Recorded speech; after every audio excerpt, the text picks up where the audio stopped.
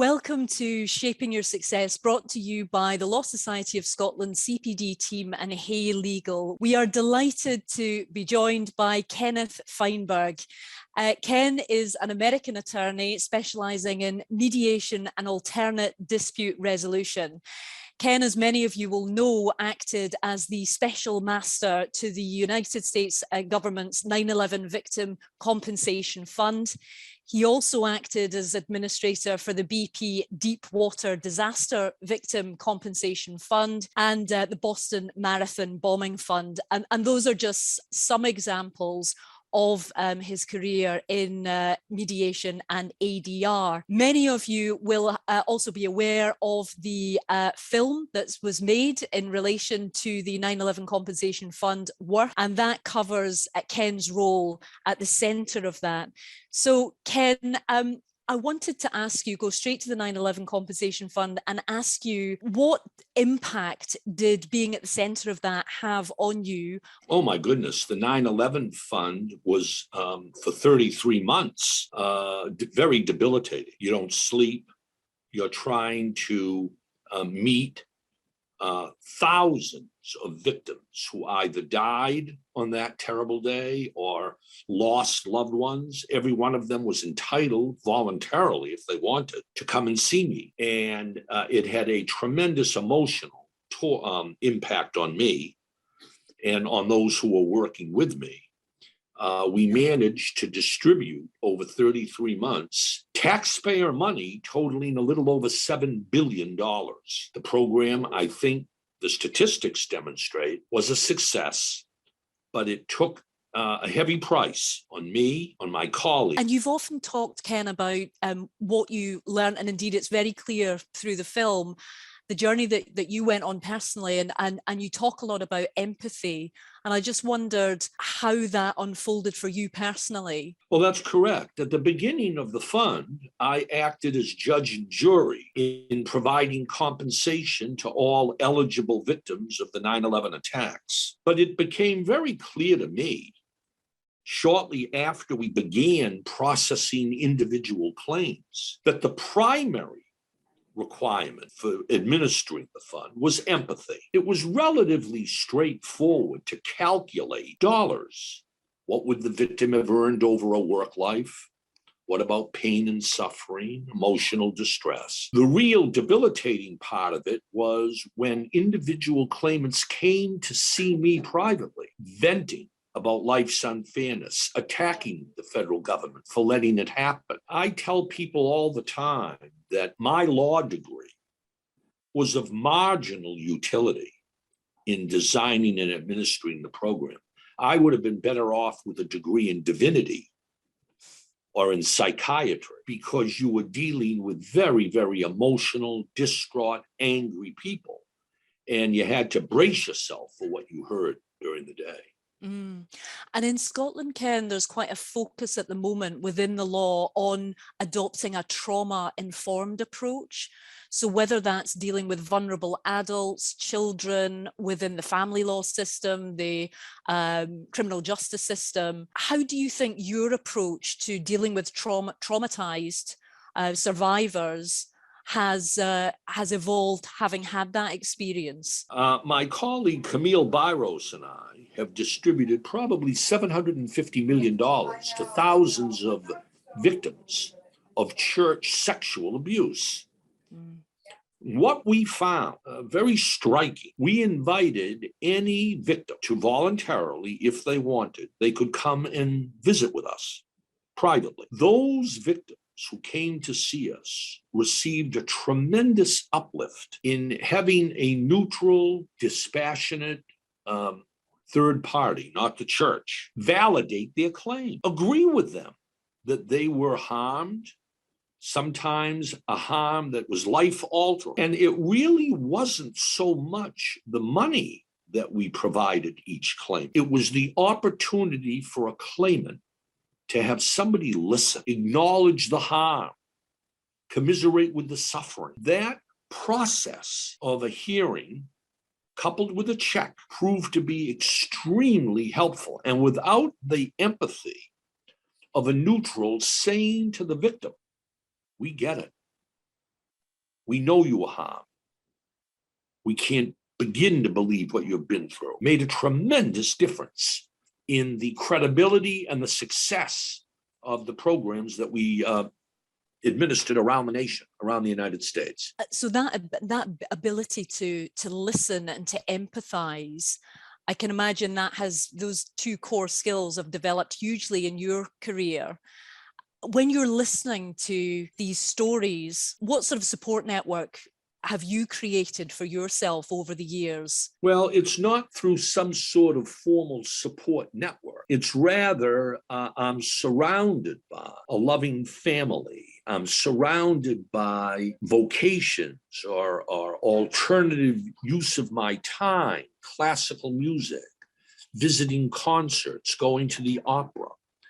You take a break during the course of the day. You walk around the block, you go outside, you see little children playing happily in a playground. You try and contrast the horrors of civilization with examples, the height of civilization. Find some peace, some quiet in other activities or in communication with others that help you get through the day. But it's not easy, and it stays with you for a long time. And when you're pulling together your team to deal with the administration of these funds, what sort of leadership style do you adopt? Has that evolved over time? It hasn't really evolved. What I've done from the very beginning, going back to before 9/11, is to invite former students of mine at various law schools, colleagues that I've come into contact with in other contexts, if they want to join this effort, this assignment in designing, implementing, and administering these very special compensation programs. They take a leave of absence from what they're doing and they come in droves. I must say, anytime it is announced in the press, in the media, that there's going to be a fund and that I'm going to be administering, there is a flood of resumes, of CVs from very good lawyers and others that just want to be part of an effort that has a specific life to it and then is over and they go back to their regular jobs. So are there particular characteristics that you're looking for when you're looking at those CVs and thinking about, right, these are the people, these are the skills, these are the qualities that I need for this administration of this particular fund? A recognition when such individuals, young lawyers, are interviewed, a recognition, are you aware what you're getting yourself into here? This is going to be very emotional work. Make sure you want to, brace yourself for what you're going to do here. Are you willing to get compensated at a level far less than what you might be making in private practice? But if you want, we've decided you'll have an invitation to come and work with us. You're invited to do so. Are there particular values that got you into the law and that then got you into this particular area of the law? Absolutely.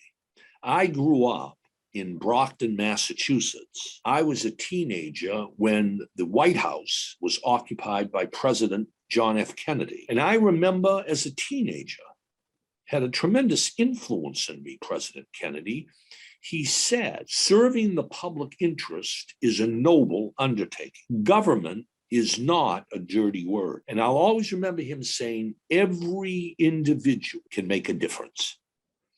And that influence of President Kennedy on my professional career is profound. I worked, of course, very closely as chief of staff, Ted Kennedy. I really learned from them as to how serving the public interest is so satisfying. And thinking about young people coming into the law now, are there any particular skills that you think are an absolute must? Do you think the skill set that's required has evolved at all since when you were a young lawyer? No, I don't think so. But I would say this to young lawyers or young people thinking of becoming lawyers: be careful. Make sure if you think you want to go to law school or you want to become a lawyer, make sure you ask yourself why.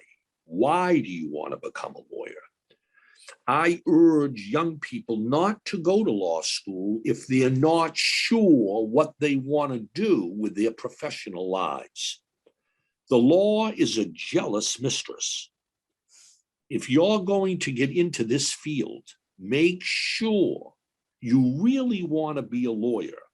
Don't go to law school just to sort of park yourself while you think about what you might want to do professionally. The law should be an objective if you really want to practice law. And if you do, I have a second suggestion. Don't believe that you can plan today what your law career will look like 5 or 10 years down the road. Life has a way of altering the best laid plans. You may think you know what you want to do with your law degree, but I would bet chances are very likely that you will end up in an area of the law doing different things that you never contemplated. If you had said to me 50 years ago, Ken, you're going to graduate law school and you're going to end up designing and administering compensation programs, I would have looked askance, like you were out of your mind.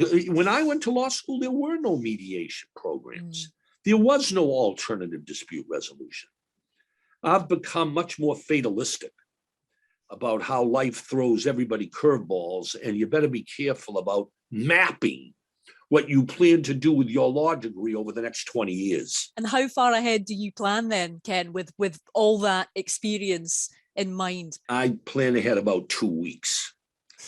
Those victims, take 9/11, those victims that went to work that day or boarded an airplane never thought the slightest that they were at risk. In the World Trade Center, 3/4 of all the individuals who perished that day were in their 30s and 40s on average. They didn't even have a will. They never thought life could be that unforgiving. And I wanted to ask Ken, specifically around group proceedings and class actions, because in Scotland, we've just introduced a procedure. So we are at the beginning of that journey. And with America being so much further down the road with it, I wondered whether you had any lessons that we could learn from as we are at the beginning of that process. Well, I can. I've spent the last 50 years engaged in various types of aggregate litigation or aggregate compensation like 9/11. The class action is a necessity. I am a big believer in it because it is very often the only way you can bring together in one litigation individual claims where the values would otherwise be ineffective. You wouldn't be able to enforce it because it would cost too much to litigate an individual claim. When you group the claims together, that is a big positive, but be careful. Make sure that there are inherent class protections so that every individual in the class will receive due process, will have notice of the class, will have an opportunity to be heard, will be able to voice their concerns, will be represented in their individual capacity by a lawyer, even if the class action lawyer is someone different. It's very important that you try and resolve in the class mechanism the tension between aggregative justice and the rights of the individual claimant. That's a procedural, ethical challenge for creative lawyers in Scotland. How do you assure the right balance between aggregative justice and the individual? Thank you, Ken. That's really interesting. I wanted to ask you, in this phase of your career that you're in right now, with all the experience that you have, what interests you? What are you focused on? What keeps you doing what you're doing? Well, you don't want to retire. That's one thing I've concluded. I've had a lot of my friends, a lot of my fellow lawyers have retired and are now, visiting Edinburgh or wherever, and traveling through Scotland and visiting all the old castles. And I mean, that's not for me. I mean, I would love to come to Scotland, but you must. but But I think what interests me now is designing, not administering, but designing programs like the 9/11 Fund or the Boston Marathon Bombing Fund, designing programs that can efficiently help eligible claimants who have suffered innocent harm. And the other thing is, of course, if another President Bush, 9/11, or another President Obama, if they call me, well, you don't say no to President Bush and you don't say no to President Obama. So if that happens, I will stand by ready to serve. Thank you so much, Ken. It's been an absolute pleasure speaking with you today. We look forward to experiencing this next phase of your incredible career with you. Thank you very much. It was an honor to participate, and I thank the Law Society.